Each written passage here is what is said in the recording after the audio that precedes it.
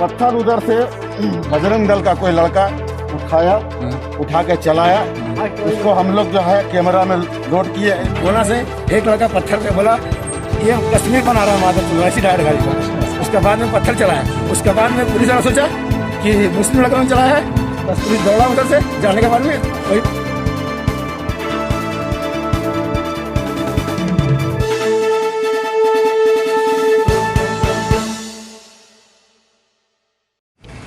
मैं इस वक्त उड़ीसा के शहर राउरकेला में हूँ, जो अचानक नेशनल खबरों में आया, सुर्खियों में आ गया। राउरकेला का वो इलाका जिसे नाला रोड के नाम से जानते हैं, और ये इलाका कंटेनमेंट जोन है। यहाँ पर कोरोना के कई पॉजिटिव केसेस पाए गए, जिसके बाद इस इलाके को पूरी तरीके से सील कर दिया गया था। लेकिन ईद के दूसरे दिन ही यहाँ से पुलिस पर पत्थरबाजी हुई, जिसके बाद नेशनल मीडिया में ये खबर आग की तरह फैल गई। एक कहानी ये है कि यहाँ से पत्थरबाजी हुई, लेकिन लोगों का कहना है कि कहानी का एक दूसरा हिस्सा भी है और एक दूसरा पहलू भी है, जिसको अभी तक बताया नहीं गया। लोकल रेजिडेंट्स की शिकायत है कि उनकी बातें न मीडिया में लाई गई और न उनकी शिकायतों पर किसी ने कान धरने की कोशिश की गई। आखिर सच क्या है? ऐसा क्या हुआ कि नाला रोड से पुलिस पर पथराव किया गया? ऐसा क्या हुआ कि यहाँ के लोग भड़क गए? ईद के दूसरे दिन ही वो लड़ने मरने पर आमादा हो गए। यही जानने हम आज यहाँ पहुंचे हैं, नाला रोड के उस मकाम पर जिसको सील किया गया था, और यहाँ से पत्थरबाजी हुई।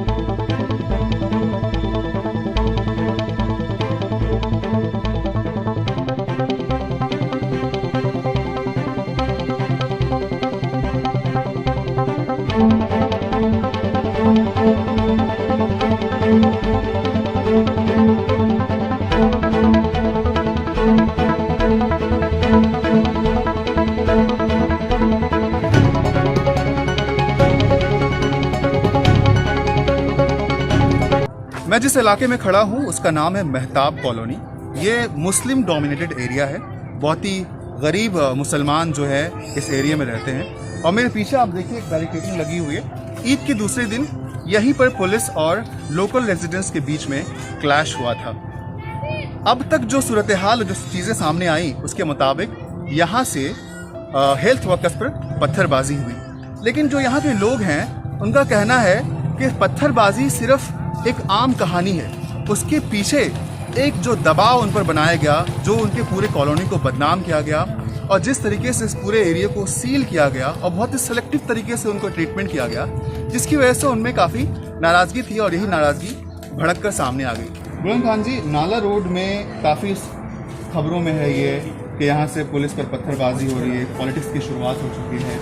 बीजेपी की तरफ से लगातार कहा जा रहा है कि यहाँ से जो है हमला किया गया पुलिस पर और हेल्थ वर्कर्स पर। क्या ऐसा क्या हो गया कि यहाँ के लोग इतना गुस्सा हो गए? ऐसा होने का एक्चुअली एक रीज़न है कि ईद के दिन रात में आनंद मोहन लैन बोल के एक बगल में चंद्रलॉक के पास में एक आनंद मोहन लैन है, वहाँ पे सील कर रहे थे। तो रात में तकरीबन 1 बजे के आसपास तो कुछ लड़कों का और कुछ आदमी का यहाँ का मिजाज बहुत ख़राब था कि अगर आप लीगल हो तो रात में आप सील क्यों कर रहे हो? अगर आपको सील करना है तो आप सुबह में आइए और सील करिए। बस इस बेस को लेकर के काफ़ी लड़कों के अंदर गुस्सा जाहिर हो गया था। काफ़ी आदमी ने इसका विरोध किया। उसके बाद सुबह तक ये माहौल ऐसा हो गया कि यहाँ के आदमी का मिजाज काफ़ी ख़राब हो चुका है। इसी के लेकर के उसके बाद में तो वो हो गया, सुबह में अनाउंसमेंट कर रहा है कि 26 जून तक रहेगा बोल के आपका शटडाउन एरिया। उसी में पब्लिक थोड़ा गर्म हो गया तो वहाँ तोड़ा उड़ा। तोड़ने के बाद में क्या हुआ कि पुलिस आया तो कुछ मारपीट, ऐसा पत्थरबाजी वाला कुछ बात नहीं है। वहाँ पर ही आपका ये शटडाउन, वहाँ जहाँ पर जो बैरिकेड है वहाँ खड़ा हुआ है, दोनों साइड में खड़ा हुआ है। उसके बाद में वो मेन रोड से, रिंग रोड का कोना से एक लड़का पत्थर पे बोला ये कश्मीर बना रहा है माधव, वैसी टायर गाड़ी पर। उसके बाद में पत्थर चलाया। उसके बाद में पुलिस वाला सोचा कि मुस्लिम लड़का ने चलाया है, बस पुलिस दौड़ा उधर से। जाने के बाद में वही पत्थर वाला। कोई ऐसा है यहाँ पर पॉलिटिकल पार्टी जो यहाँ देखिए इसमें वीडियो है, लड़का जो गाली पक के जो पत्थर मारा है ना, इसमें वीडियो उसका है, समझे। और ये बोलिए साजिश किसका है? मुसलमान कभी नहीं चाहता है आज तक, क्योंकि हम लोग को प्रशासन के साथ में रह गया है, यहाँ हमेशा रहते हैं, आज तक कभी ऐसा नहीं हुआ। लेकिन ये करतूत किसका है ये हम लोग जानना चाहते हैं। और जिस तरीके से हम लोग तोड़ा था, लड़का लोग तोड़ा था, प्रशासन बोला हम लोग खुद बांधे हैं इसको कि नहीं भाई हम लोग प्रशासन का इज्जत करते हैं बोल के हम लोग खुद बांधे हैं। तो यही हम लोग का ये है। और प्रॉब्लम ये है कि आदमी जो खाएगा कहाँ से बताइए।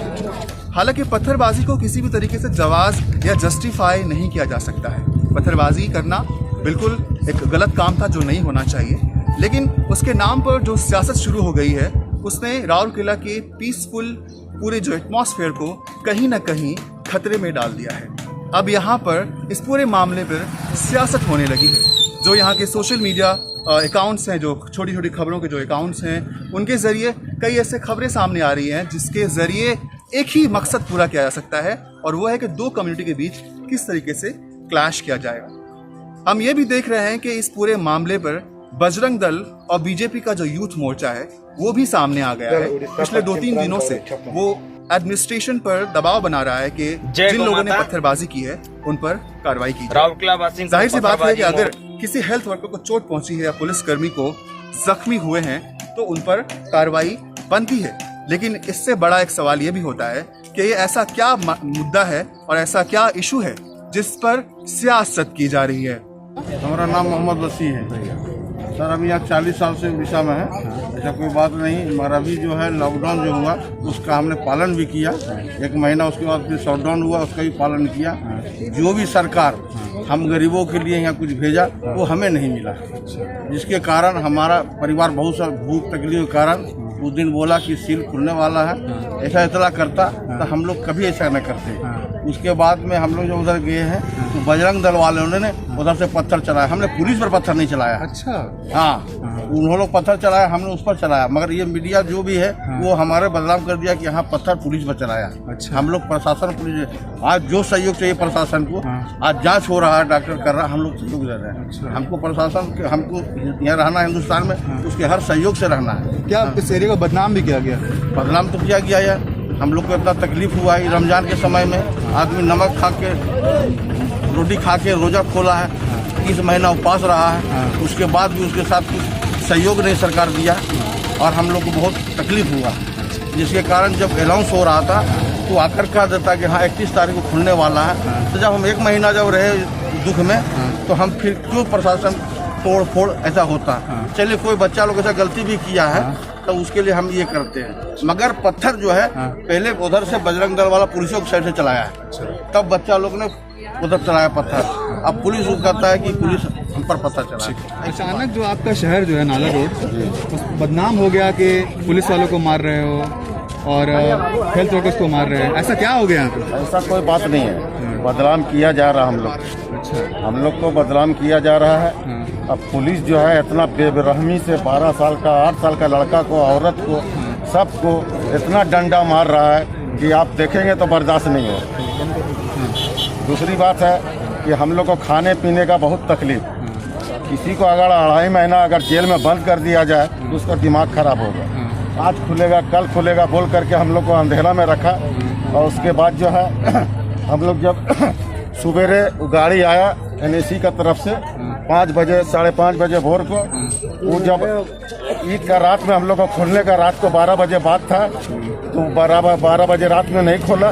उसके बाद जो 5 बजे भोर को NAC का तरफ से गाड़ी आया, वो 25-26 जून को ऐलान कर दिया कि फलाना जगह सील मारेंगे हम लोग, ये खुलेगा नहीं। इसी में पब्लिक का दिमाग और खराब होने के बाद में वहाँ पर लोग जा करके खड़ा था, पुलिस वाला लोग जो है डंडा उंडा चला दिया, तो लड़का लोग भी उसका जवाब दिया।